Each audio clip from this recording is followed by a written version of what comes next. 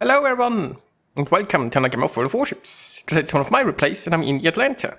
A tier 7 US cruiser. I'm on the map Trident. It's a pre-domination game, top tier, no sub, no carrier. But there is a Galician coming my way, and it's getting smoked up by, well, most likely its division mate, a destroyer.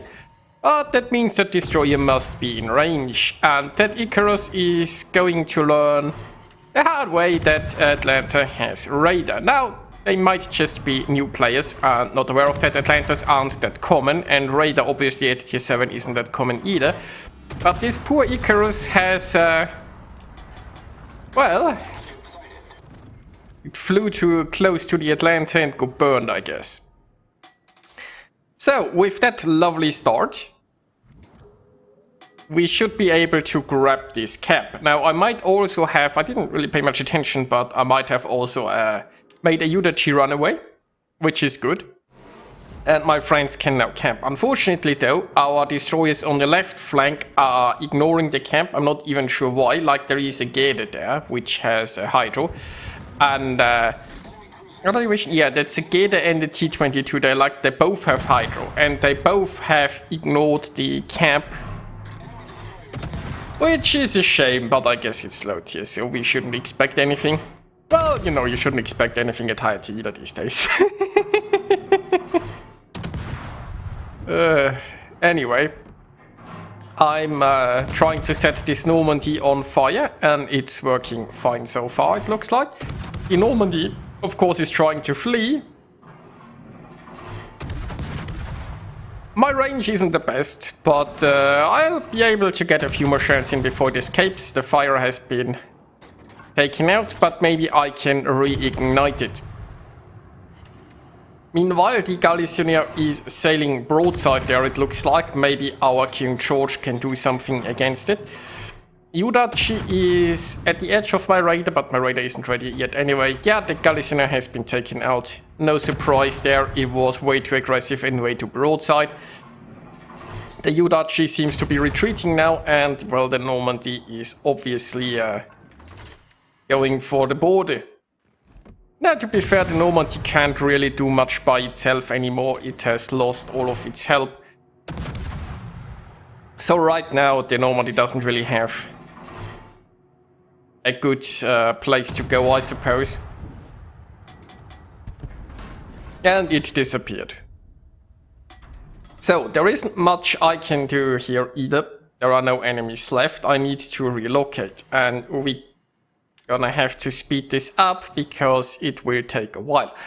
Well, for one, I don't have a lot of range, and I'm also very squishy, so I'm not going to go for some open water gunboating, even if an opportunity arises. Like this Normandy here, right?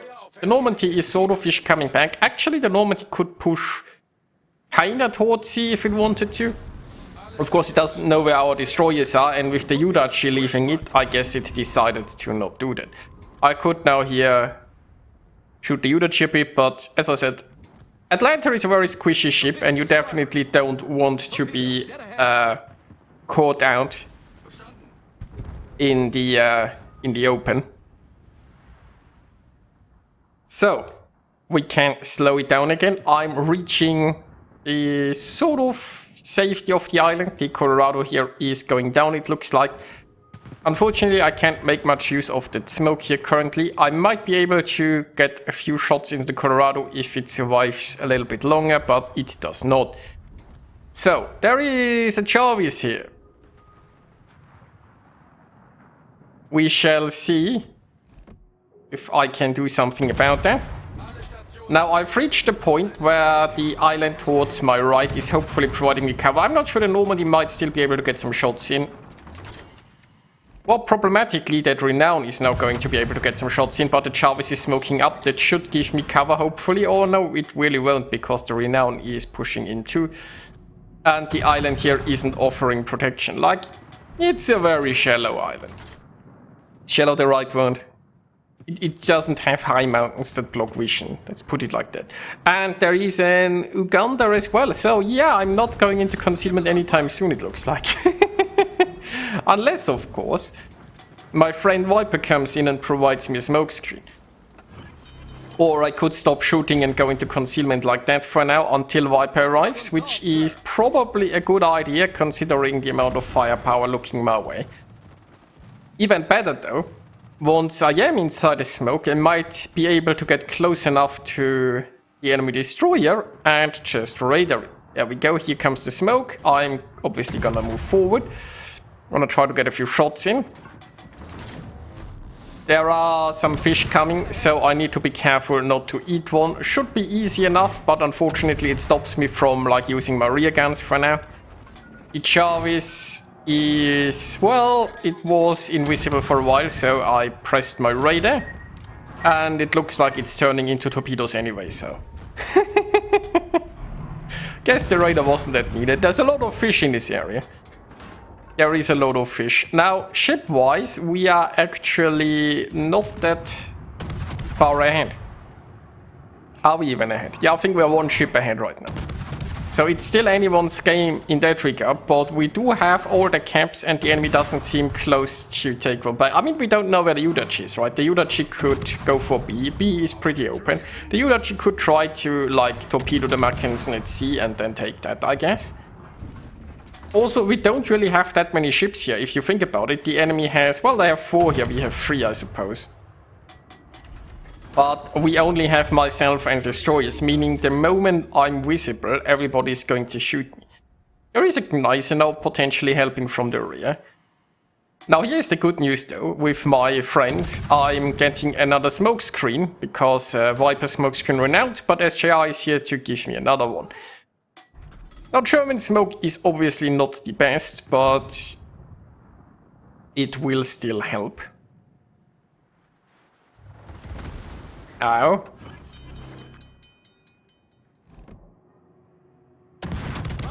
Meanwhile, it looks like one enemy battleship has been taken out there around B, so that's nice. It brings us closer to victory. That during now is going to eat some fish, which is also good. Yeah, I think we got this. Also keep in mind that once again the points are buggy. We are actually the team with the point, like the enemy points are our points. But yeah, I guess this bug is probably known by now. And in 10 years they might even address it. Accidentally, right? They would never actively fix a bug. It's more like sometimes they accidentally fix one while introducing 5 new ones. Meanwhile, here is the Uganda coming around. I might be able to torpedo it if it keeps coming this way, or it could turn away. So I'm using armor piercing because it's broadside, and that's not really a good idea. Like, Atlanta has I don't actually know anything about the armor scheme of this ship, but as we can see, like, my armor piercing isn't doing that much. Atlanta's armor piercing is not the worst in the world, but obviously it's a very small caliber, and it's turning away now anyway. Enemy cruiser foundered. I mean, the problem is I'm completely unaware of the capabilities of the ship I was shooting, right? So I didn't know anything about its armor scheme, thickness or whatever. So it was worth a try, I guess, but in this case, as it turned out, I would have fared a lot better just sticking to high explosive.